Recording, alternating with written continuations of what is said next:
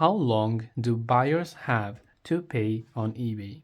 Now, if you're a buyer, if you've been wondering how long of the time that you have to buy on eBay once you've purchased a product, right? Well, to give you a short answer, buyers on eBay have 4 calendar days to pay for an item after purchasing it or winning an auction. If the buyer doesn't pay within this time, the seller can, by the way, cancel the order. Now, what happens if the buyer doesn't pay? The seller can send an invoice to the buyer within 30 days of purchase. The seller can remind the buyer to pay by email 24 and 48 hours after the listing ends. The seller can cancel the order and an unpaid cancellation will be recorded on the buyer's account, and eBay may remove any feedback left by the buyer of an unpaid item.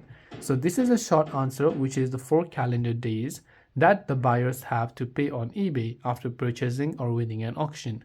I hope the video helped you. If you have got any further questions, feel free to leave them down below. Thanks for watching till the very end of this tutorial, and see you soon in the next video.